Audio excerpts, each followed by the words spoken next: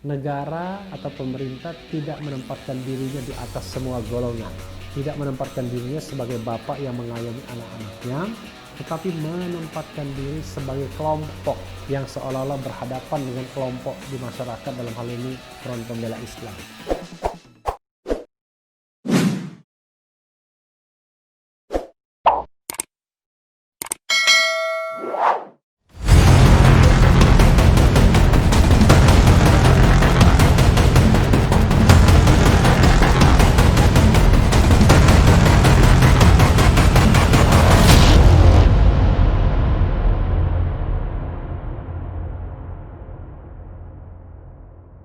Assalamualaikum warahmatullahi wabarakatuh, Sobat RH sekalian.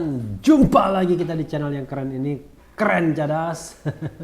Kali ini saya mau share berita soal Front TV, karena channel YouTube Front TV ternyata dibatasi di Indonesia. Ini soal serius, Sobat RH sekalian, karena punya potensi untuk melanggar konstitusi, yaitu kebebasan berserikat, berkumpul, mengeluarkan pendapat baik secara lisan maupun tulisan. Juga bisa melanggar pasal 28F tentang hak atas informasi, the right to information.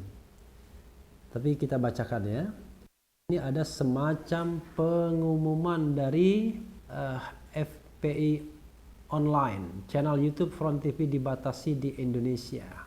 Assalamualaikum warahmatullahi wabarakatuh. Sahabat Muslim Front TV, dengan ini kami menginformasikan bahwa channel YouTube Front TV mulai Rabu 16 Desember 2020 tidak dapat diakses di Indonesia. Penayangan dibatasi di Indonesia atas permintaan dari pemerintah ke YouTube. Tetapi sahabat Muslim Front TV masih dapat mengakses channel kami dengan cara mengaktifkan VPN ya. Kami sedang berusaha mengkonfirmasi ke pihak YouTube alasan mengapa channel YouTube Front TV dibatasi aksesnya di Indonesia. Seperti diketahui sahabat Muslim, bahwa channel YouTube Front TV selama ini memperjuangkan dan menyerukan kalimatul haq di bawah komando IBHRS, Imam Besar Habib Rizik Syihab ya.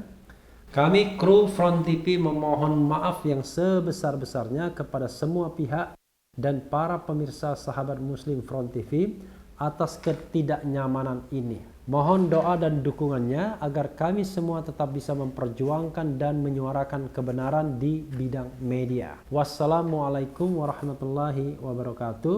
Hormat kami manajemen Front TV. Ya, seperti biasanya ya, pemerintah dimanapun di dunia ini, terutama pemerintah yang mulai bergerak kepada otoritarianisme, lebih khawatir dengan media-media yang menyiarkan, mengabarkan sikap kritisisme terhadap pemerintah, ketimbang media-media yang mengajarkan rakyat untuk hedonis misalnya, atau media-media konten-konten YouTube yang mengarahkan pada konten untuk menjadi konsumtif, untuk bermewah-mewah, dan bahkan juga konten-konten yang mengarah pada pornografi.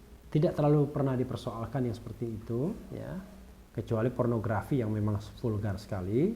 Tetapi kalau konten kritis sangat reaktif, sangat bereaksi, dan konten-konten kritis itu selalu mendapatkan dalam tanda kutip ancaman untuk diblok kalau memang tidak sesuai dengan suara pemerintah. Sementara kalau itu sesuai dengan suara penguasa, walaupun isinya maki-makian semua, tetapi asal yang dimaki itu adalah pihak yang berseberangan dengan pemerintah, akan didukung. Nah, ini soal fairness, Sobat RH sekalian. Sekali lagi, negara atau pemerintah tidak menempatkan dirinya di atas semua golongan, tidak menempatkan dirinya sebagai bapak yang mengayomi anak-anaknya, tetapi menempatkan diri sebagai kelompok yang seolah-olah berhadapan dengan kelompok di masyarakat, dalam hal ini Front Pembela Islam. Tidak begitu filosofinya. Harusnya pemerintah welas asih, terima saja apa sih sesungguhnya yang dipermasalahkan. Kalau memang konten itu dianggap melanggar hukum, ya permasalahkan kontennya. Tapi pada bagian mana dia dianggap melanggar hukum? Jangan sampai kemudian karena rivalitas politik, khawatir dengan pengaruh ukhuwah YouTubia, dibilang ukhuwah YouTubia ya, saya mendengarnya dari Rocky Gerung itu. Kemudian ini dibatasi bahkan diblok. Jadi sobat era sekalian, ini adalah masalah serius bagi demokrasi kita sesungguhnya. Walaupun masalahnya sepertinya ya toh itu hak pemerintah untuk memblok dan tidak memblok. Tapi harusnya tidak begitu pemerintah. Dia harus mengayomi semua anak bangsa, termasuk yang kritis sekalipun. Kalau melakukan tindak pidana, barulah diproses. Tapi ya tentu yang proporsional ya. Yang proporsional. Nah kita baca tanggapan dari YouTube-nya sendiri. Front TV yang terhormat, mengenai akun Anda Front TV, kami telah menerima keluhan hukum dari entitas pemerintah terkait video Anda. Jadi entitas pemerintah tidak tahu, ya mungkin Kominfo ya. Setelah melakukan peninjauan, kami memblokir penayangan video berikut di situs YouTube di negara yang tercantum di bawah ini. Live event Dialog Nasional 100 Ulama dan Tokoh bersama Imam Besar Al-Habib Muhammad Rizik Syihab, WW dan seterusnya. Untuk melaporkan kesalahan, kirimkan formulir ini. Penayangan konten berikut telah diblokir di situs YouTube negara ini, Indonesia. Jadi negaranya spesifik disebut Indonesia. Padahal bahasanya bahasa Indonesia ya. Jika Anda yakin bahwa video Anda tidak seharusnya dibatasi, Anda dapat memberitahu kami dalam waktu 30 hari sejak pemberitahuan ini. Anda hanya dapat mengirimkan formulir 1 kali per URL video. YouTube akan menghapus konten jika diperlukan untuk mematuhi hukum setempat. Harap baca artikel di pusat bantuan kami mengenai keluhan hukum. Hormat kami, tim YouTube.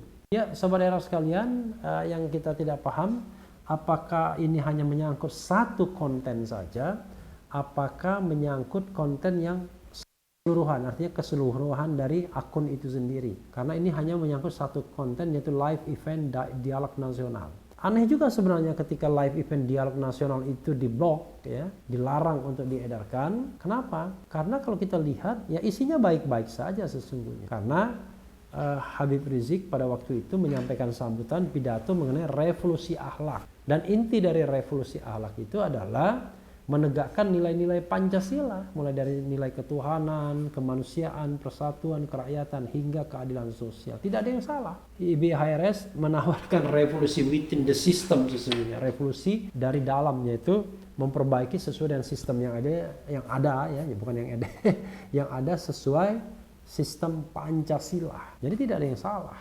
Memang ada pernyataan dari beberapa tokoh yang keras di YouTube itu, kalau memang disiarkan semuanya, ya ada dari Amin Rais, termasuk saya juga menyampaikan pendapat. Tapi menurut saya pendapat yang ada itu ya masih dalam ranah sikap kritis kepada pemerintahan yang ada saja. Saya misalnya mengatakan bahwa tugas negara adalah melindungi segenap bangsa, ya, mensejahterakan.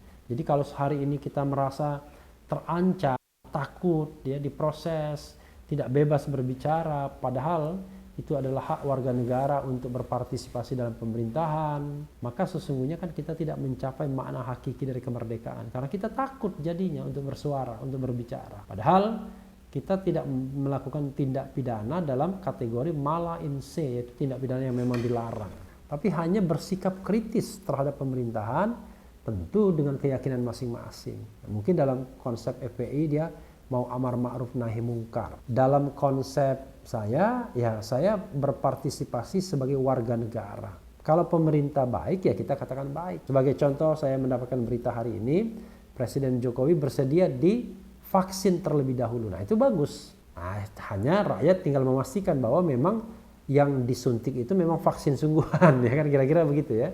Jangan sampai ada drama misalnya. Kan bisa saja warga negara mempertanyakan itu, ya, itu apakah vaksin sungguhan atau bukan. Tapi sikap untuk untuk menjadi pioneer dalam suntik vaksin itu ya patut dihargai, karena memang sebagai kepala negara dan kepala pemerintahan primus inter pares ya memang harus memberikan contoh. Kita juga tentu menghargai dan senang ketika Presiden Jokowi dianggap salah seorang pemimpin Muslim Islam yang berpengaruh, ya kan?